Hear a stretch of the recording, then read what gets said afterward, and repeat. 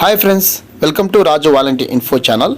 ఈరోజు టాపిక్ వచ్చేసి రైస్ కార్డ్కి సంబంధించి నిన్న మనం ఏదైతే వీడియో చేశాం కదా, ఆ ప్రాసెస్లో భాగంగా మీ యొక్క రైస్ కార్డులో ఫోటో చేంజ్ చేయడం కానీ అలాగే నేమ్స్ సంబంధించి కానీ 1 by 1 వీడియో అయితే మీకు చేస్తుంటానండి. ఇప్పుడు ప్రజెంట్గా మనకి కుటుంబ పెద్ద ఫోటో అనేది నిన్న వీడియోలో మనం చెప్పుకోవడం జరిగింది కదా.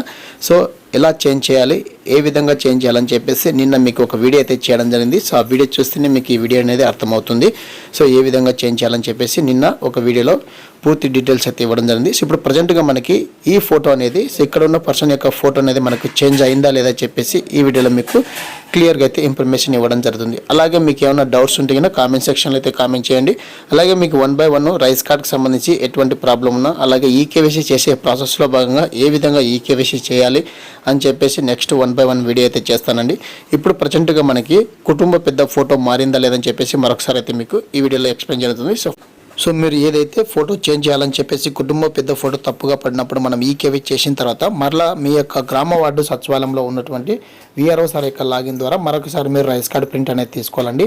అలా ప్రింట్ తీసుకుంటేనే మీకు ఫోటో అనేది చేంజ్ అవడం జరుగుతుంది. సో ప్రజెంట్గా విఆర్ఓ సార్ యొక్క లాగిన్ ఓపెన్ చేసిన తర్వాత ఇక్కడ మనం మరొకసారి అయితే ఎవరికైతే మనము ఫోటో చేంజ్ చేయాలని చెప్పేసి ఈకేవై చేశామో ఆ పర్సన్ యొక్క రైస్ కార్డ్ నెంబర్ అయితే ఎంటర్ చేసి ప్రింట్ మీద క్లిక్ చేసిన వెంటనే సో ఈ విధంగా సింపుల్గా మనకి 24 hours కల్లా మీ యొక్క కుటుంబ పెద్ద ఫోటో అనేది చేంజ్ అవ్వడం జరుగుతుంది. సో ఇలా చేంజ్ చేసుకోవాలంటే ఏ విధంగా చేయాలని చెప్పేసి ప్రీవియస్లో మీకు ఒక వీడియో అయితే చేయడం జరిగింది. సో ఆ వీడియో చూస్తేనే ఈ వీడియో అనేది మీకు అర్థమవుతుందండి.